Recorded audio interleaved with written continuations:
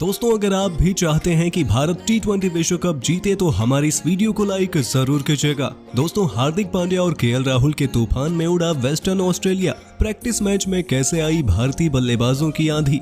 रविचंद्र अश्विन से लेकर बार बार फ्लॉप होने वाले हर्षल पटेल ने कैसे उड़ाई ऑस्ट्रेलियाई बल्लेबाजों की धज्जियां, वो सब हम आपको इस वीडियो में दिखाएंगे। साथ ही साथ प्रैक्टिस मैच की पूरी हाईलाइट भी आपको बताएंगे। लेकिन उससे पहले आपको क्या लगता है, हार्दिक पांड्या और सूर्य कुमार यादव में से खतरनाक बल्लेबाज कौन है?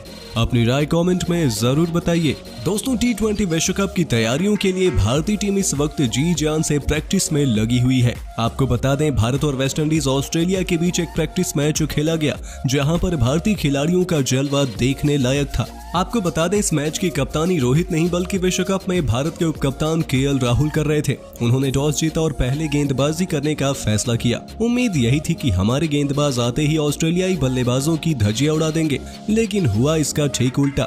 ऑस्ट्रेलियाई बल्लेबाज डार्सी शॉट ने धमाकेदार पारी खेलते हुए तूफानी 52 रन बना दिए। हालांकि वो अनलकी रहे और रन आउट हो गए। आपको बता दें, ऑस्ट्रेलिया ने भारत के सामने 169 रनों का लक्ष्य रखा। बात करें भारतीय गेंदबाजों की तो सबसे ज्यादा विकेट हमारे senior off spinner Ravichandra Ashwin ने लिया था, जिन्होंने 3 ऑस्ट्रेलियाई बल्लेबाजों को शिकार बनाया। इसके अलावा पिछले प्रैक्टिस मैच में फ्लॉप रहने वाले हर्षल पटेल ने भी जबरदस्त गेंदबाजी की। उन्होंने केवल 27 रन देकर 2 विकेट हासिल किए और अर्शदीप सिंह को भी 1 विकेट मिला। शुरुआत में ऑस्ट्रेलियाई टीम बेहद खतरनाक नजर आ रही थी, लेकिन हमारे गेंदबाजों ने इस मुकाबले में शानदार वापसी की और उन्हें केवल 168 रनों पर ही रोक दिया। दोस्तों, अब बारी थी 169 रनों के लक्ष्य का जवाब देने की। केएल राहुल के साथ ओपनिंग करने आए थे ऋषभ पंत। सबकी निगाहें पंत पर टिकी हुई थी, क्योंकि वही एक ऐसे खिलाड़ी हैं जिनकी जगह पाकिस्तान के खिलाफ अभी भी असमंजस में बनी हुई है। अगर ऋषभ पंत इस मुकाबले में अच्छा खेल जाते तो शायद उन्हें पाकिस्तान के खिलाफ प्लेइंग 11 में जगह मिलती, लेकिन वो एक तूफानी छक्का लगाने के बाद सबको एक बार फिर से निराश करते हुए डगआउट वापस चले गए। पंत ने अपनी पारी में 11 गेंद खेली थी और सिर्फ 9 रन ही बनाकर चलते बने। भारत की ये बेहद खराब शुरुआत थी। हालांकि दूसरे छोर पर कप्तान केएल राहुल डटे हुए थे और उनका साथ निभाने के लिए मैदान पर बल्लेबाजी करने आए थे भारत के लकी चार्म कहे जाने वाले दीपक हुड्डा। पिछले प्रैक्टिस मैच में इस बल्लेबाज ने थोड़ी अच्छी बल्लेबाजी की थी, तो उम्मीद नहीं थी कि इस मैच में वो ढेर सारा रन बनाएंगे और भारत को जीत की दहलीज तक लेकर जाएंगे। लेकिन दोस्तों, 9 गेंद खेलकर केवल 6 रन बनाते हुए दीपक हुड्डा भी पवेलियन लौट गए। 2 विकेट गिरने के बाद टीम इंडिया मुश्किलों में फंस गई थी और भारत को इस कठिन परिस्थिति से निकालने की जिम्मेदारी अब आ गई थी दुनिया के खौफनाक ऑलराउंडरों में से एक हार्दिक पांड्या पर। उन्हें तूफानी बल्लेबाज क्यों माना जाता है, इसका उदाहरण देते हुए उन्होंने आते ही अपनी पारी में 2 छक्के लगा दिए। जी हां, 2 बेहद खतरनाक छक्के लगाकर हार्दिक ने सभी की आंखें खोल कर रख दी। जिस तरीके से ये बल्लेबाज ऑस्ट्रेलियाई गेंदबाजों की धुनाई कर रहा था, उसे देखकर तो ऐसा ही लग रहा था कि अब भारत इस मुकाबले को जल्दी ही खत्म कर लेगा।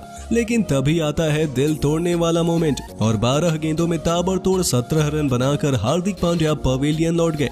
हालांकि दूसरी तरफ कप्तान केएल राहुल डटकर बल्लेबाजी कर रहे थे, जिन्होंने 3 चौकों के साथ शानदार 27 रन बनाए थे। अब मैदान पर आ गए थे अक्षर पटेल। जी हां, रविंद्र जडेजा की जगह विश्व कप में शामिल किए गए अक्षर पटेल के ऊपर अब ये जिम्मेदारी थी कि वो टीम इंडिया को जीत की दहलीज तक लेकर जाएं। दूसरी तरफ से कप्तान केएल राहुल ऑस्ट्रेलियाई गेंदबाजों का सामना कर रहे थे। टीम इंडिया की जीत अब भी दूर थी, पर जिस तरीके से दूसरे छोर पर केएल राहुल बल्लेबाजी कर रहे थे, उसे देखते हुए तो ऐसा ही लग रहा था कि भारत ये मुकाबला जीत जाएगा, क्योंकि एक चौके के साथ राहुल 32 रनों के स्कोर पर पहुंच गए थे। कप्तान राहुल पर विकेट गिरने का कोई फर्क नहीं दिख रहा था। ऑस्ट्रेलियाई गेंदबाजों की धज्जियां उड़ाने में वो बिजी थे।